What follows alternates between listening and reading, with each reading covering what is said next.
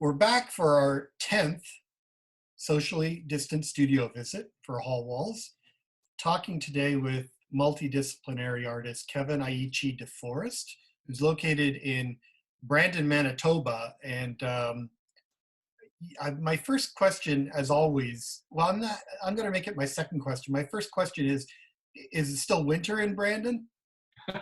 It's always winter in Brandon. Hi, John. It's great. I'm really glad that we're connecting right now. And yeah, let's see. It's the grass has started up a little bit. I can feel it in the air. My dog was very happy the past few days running around. So it does feel like there is a season change, but we go back and forth for the next month. It might snow the next day and then turn into like really balmy weather the next. Yeah, we're just like right above the Dakotas, so it's similar kind of brutal weather that I love so much. I asked because we just had a little bit of snow this week, so I Oh, was really? kind of curious. Yeah, yeah. It's, well, you know how that goes. It just comes and goes, but it does feel we're onto something new, and I guess that's making everyone a little bit itchy to move forward. It's another stage, but So my first actual real question that I yeah. ask everyone is, how are you right now? Well, I keep telling people that I've been living a life of social isolation, and I'm living in a very small rural town. So my life hasn't changed a great deal since all of this happened. I'm embarrassed to say. I live a pretty solitary life, and um, of course, my job right now is finished, I'm getting close to turning in my marks at the university.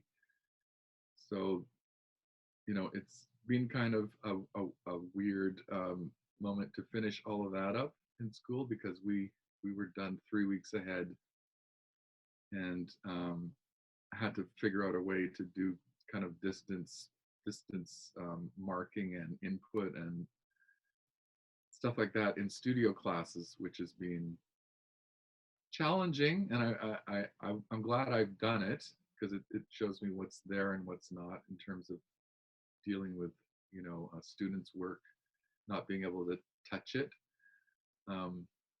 Yeah, I wanted to ask, it was something I specifically wanted to ask about, and I was interested in terms of remote teaching and remote grading when it comes to studio art. It's like to not be in the presence of the thing that's made is very challenging, because the reason we make things is for others to be in their presence. So how has that been, trying to kind of navigate that perception?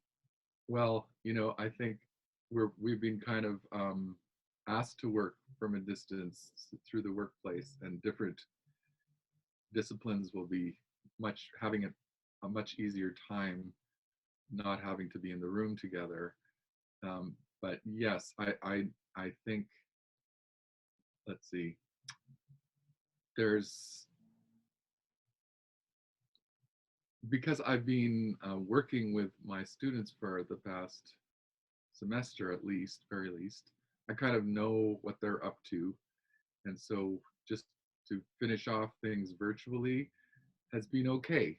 And because I know what they're doing, I know how they paint, I know, a little bit about them.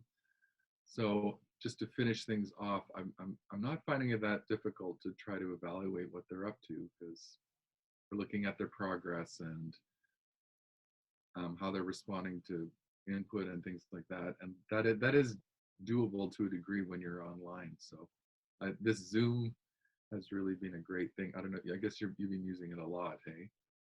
Yeah, it just works well to talk and record. So Yeah, and I'm able to share stuff with folks with this shared screen. Um, have you done the whiteboard? Have you done that? oh no, that sounds very complicated. I haven't done. No, no, it's super easy, and you can actually just draw on it, and you can even set it up to do things together. So I actually did a drawing with a friend a collaborative drawing on that whiteboard. Well, speaking of which, I know you're still doing collaborative drawings with Jillian McDonald's daughter, Violet, because I see Yeah, those once in a while. yeah, that's been That's another. been going on for years. Well, yeah, it's actually been, yes, probably since almost 4 years now. So that's been fun. I think we're up to about 30 now. Yeah, I've really enjoyed that. And it's funny, it's some of that work. And it's kind of like what's going on with me now.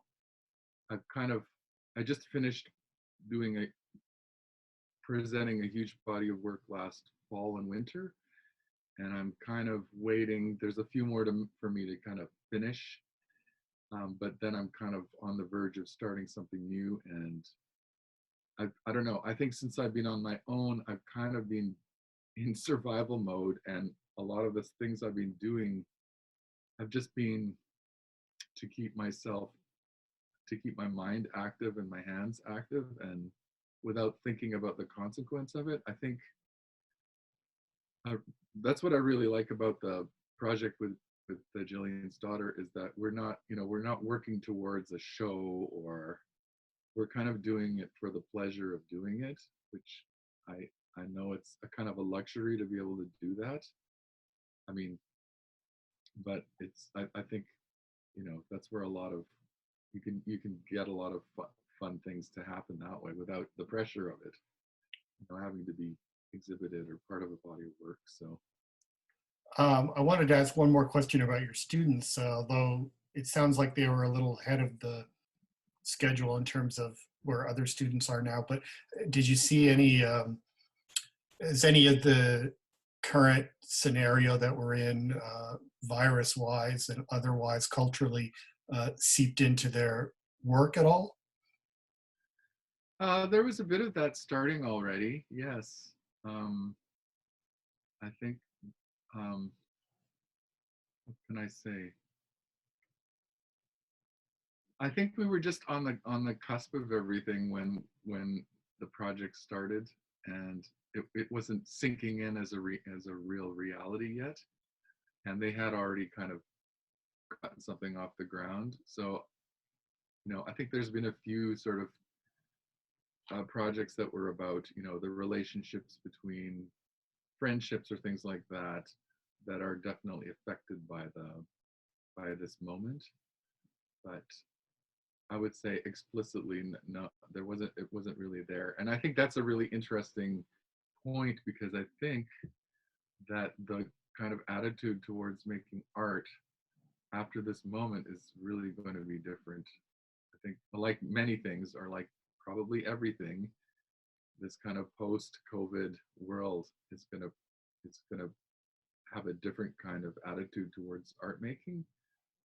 Is So that going to make art more relevant or less relevant? I don't know.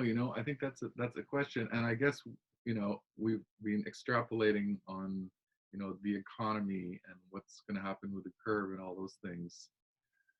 I've read a little bit about the kind of concerns from the art world in your country. I'm saying United States is your country now, and what's going on in Canada. So I don't know. I'm a bit, and I realize that it's important, and this moment is all about a kind of collaboration globally with dealing with this issue. Um, and I think there will be a lot of art that is going to be referring to that, and taking on that kind of concern. But I actually feel, and this, I don't know if this is being selfish or rude, but I kind of feel like I'm working, and I have always worked as this individual in my little studio. I hope that kind of attitude towards practice is still going to be relevant, and um, whether you're explicitly dealing with this situation or not. I think there's still a lot of work that can be made that doesn't have to deal with this subject matter all the way through. Well, after 9/11, not everyone made artwork about 9/11. So, Yes, artists make artwork about what they make artwork about, I think. I think so, but I think there's different kinds of, I mean, I'm trying to think of the kind of way that the approaches toward art have kind of changed over my lifetime and how those generational gaps start occurring. And I mean, I think there is like a new, like I'm finally feeling that kind of gap. You know, I try to teach the kind of principles of postmodernism, and I've gone through, the generation Ys are done, and now we're on to generation Z, and the whole idea of talking about postmodernism with a 20-year-old is kind of um, it's strange because they haven't really lived through that kind of moment where I was, educated or exposed in those ideas. So it's interesting to see where, what the priorities are right now of like younger artists. What do you find them more responsive toward? Well, I mean, I think there is this idea now of, how the community is really part of the work to a degree. So when you are looking, I have a colleague who's working with littoral, that this kind of the idea of working with communities as being, integral to the work actually being made. It's part of that bigger community process.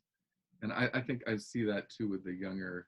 I think younger students do have that awareness, and they're thinking. I think there is kind of a global idea that's there right now, and of course there are issues now that are affecting us globally, like the environment, as well as what we're dealing with now, that become very relevant. And I just feel that I think there will be this kind of new wave of work that is dealing on those terms with a kind of globalization. But I don't know. I still feel like I want to preserve my own kind of work that is made in more of a kind of solitude. I mean, and I don't know if you've been talking to other people about their work changing already, or Nobody's really brought that up, and oh, I guess I don't really think to ask that, because I presume once you're at a point in your life and career where you're making the work that you make, and outside forces, they might affect you, but by and large, you're going to continue making the work that is of interest to you, and trafficking in those ideas.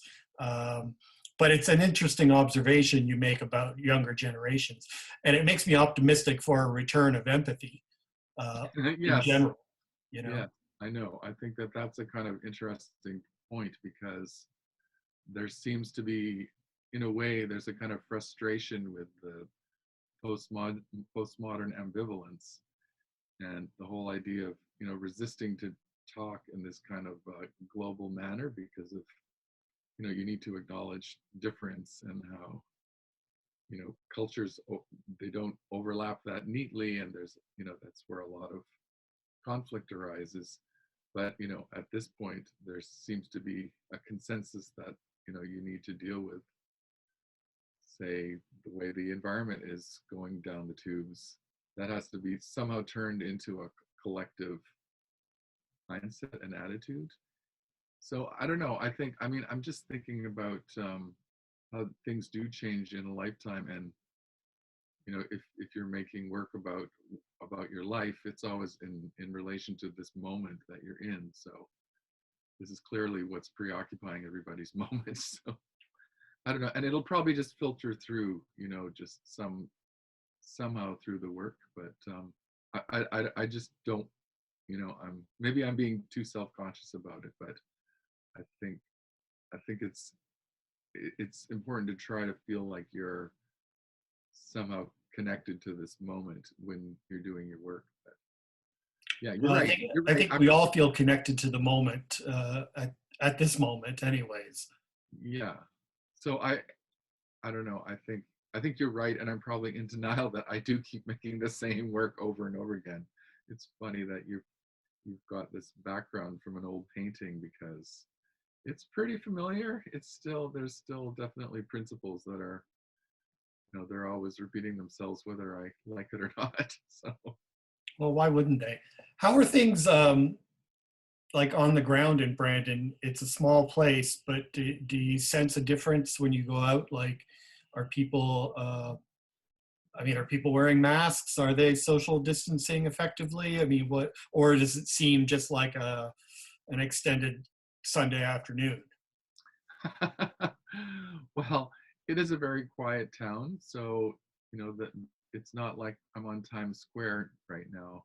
It's a very the whole rural atmosphere is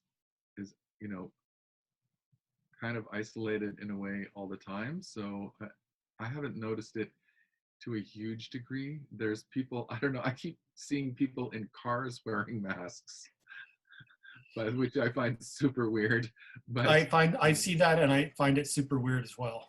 yeah, but the I don't, I'm really only going out to the supermarket or to get my water, and that's where I see people to varying degrees being distancing, and I guess it kind of reflects how not everybody got the memo, and people behave the way they will, even if they're told. So I kind of feel it's like any kind of communal understanding. Like my circle of folks, that are on the net, or people I know in the community, are very diligent, but I'm not, I'm sure not everybody's being that diligent. So, and that's fine. And I think that once the curve is flattened, we're still going to be living in this moment where, you have a good chance of getting it, and then you have to get through it. I mean, I think right now we're just flattening so that we don't, hemorrhage the medical system.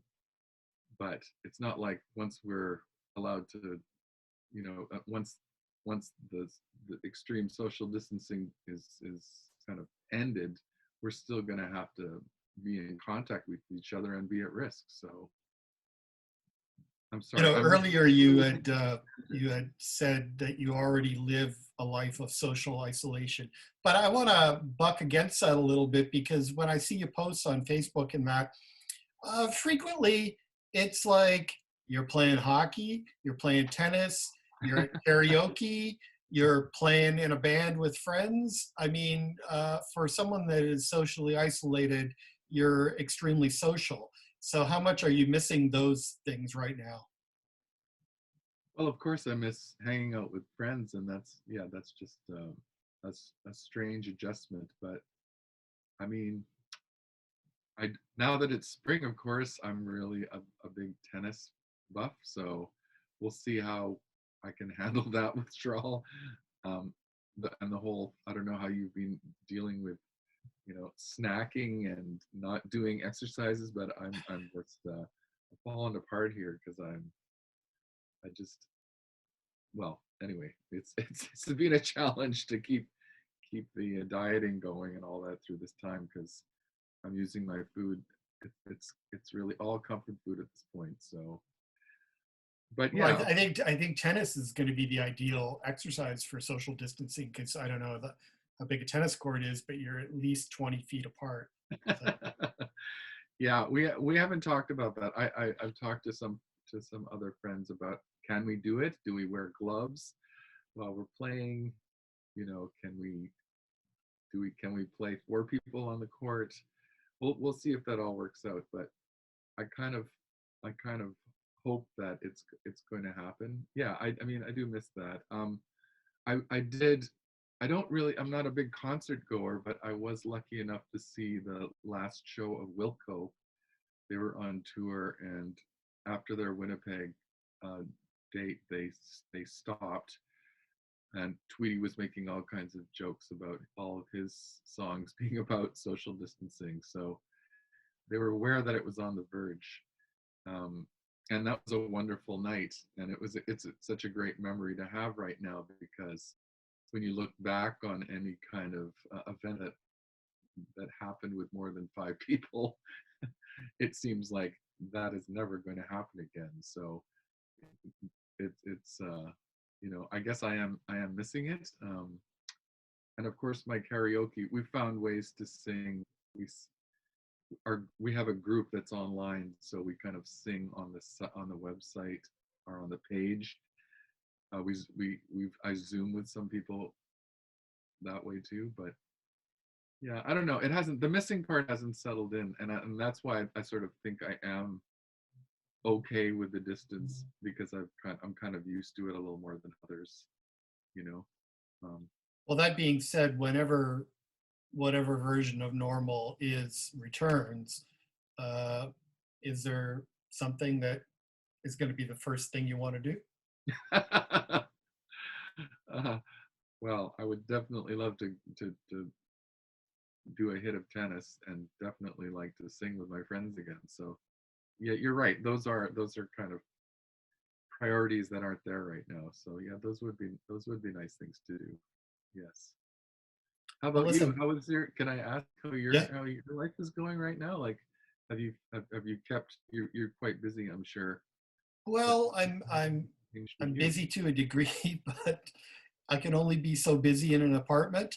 There's only so much space to walk around. I'm looking forward to Monday morning when I go to the grocery store Right. because I'll be out of the house for an hour or so. It's for a place like Hall Walls, we're a socially based, program based organization. So everything we do, we want people to come to. We Right. always say it's having too many people show up is never a problem. It's a problem you want to have, Right. usually. Right. So, we were setting up an exhibition by Toronto artist John Oswald, installing that the week that that COVID-19 rode into town on a pale horse. Right. And it became clear we had to postpone. We said postpone, but really it was cancel the opening. The Yeah. exhibitions that were going to be in May and June, I had to say we're not doing those. So we'll extend the current show to the end of June, hopefully, meaning we can have maybe a closing reception for that show. We'll see Right. how things go. We're in New York State, which is still dealing with a lot of, Buffalo is not a hotbed. New York City is a hotbed of the virus. But, Buffalo, we're adhering to social distancing and people are very cognizant of it and very aware. And, also in our building, there would be a ton of concerts, wedding receptions, things like that. Those were all kind of wiped off the calendar immediately. Our benefit auction that we would do at the end of May, I don't know when we're doing that now. We will at some point, Yeah. but that has yet to be determined. So we're all just in this weird space. We do our staff meetings via Zoom, and our music director is organizing a live concert for next Wednesday Oh, to nice. stream. But it's different when when you have a physical brick and mortar place that you do programs where you want people to come to. When that's suddenly gone, it's you're in unknown territory. So Yeah. that's just where we are right now. Right. Well, yeah. I mean, and I think that's another sort of aspect of wondering what might change in the future. If there's going to be a bigger reliance on online or virtual experiences, which I think, I mean, I see how that is a kind of a pragmatic thing, but yeah, we've already talked about, it's like to be in the physical presence of an art object, that's a hard thing to replace right now. And I hope that that still retains its relevance. And, I don't know, I keep seeing my students like living, like swiping through their phone for images, painting off their phone instead of looking at the object like their still life, they'll defer to looking at the photograph to work from those kinds of attitudes. So I'm thinking I hope like the value and the importance of, you know, bringing community together in this physical way with art is still going to hold true. I think it will. I have great optimism that that will return. I think that people that are invested in art and culture, the people that comprise our audience in that field, um, they want to be around not just artwork but other people. They want to congregate. They want to talk. They want to see people. I think that will come back. It's all a question of when and Yeah, to what degree, because even when things return to normal, might be people that remain paranoid and choose to remain socially distant. And then there might be other people that are just chomping at the bit to yeah, get back out and see other people. yeah, So no, I guess nobody knows when that moment will arrive, yeah, but we hope it'll be soon. yes. And I guess I've tried to resist getting too deep into the what if scenarios. I think I've seen people online kind of spiral into some of them get quite caught up, and that kind of negative energy is very exhausting, not only for them but for the folks that are, you know, taking in these ideas. So I don't know, I don't mean to be irresponsible, but I think I'm kind of resisting getting too deep into those kind of possible scenarios. I think it's best to stay clear of social media to a certain degree, because it definitely amplifies and exaggerates the negative at a time like this. As much as people like to think that they're sharing a sense of positivity, I find when I scroll through that there's more fear and fear mongering than there is optimism and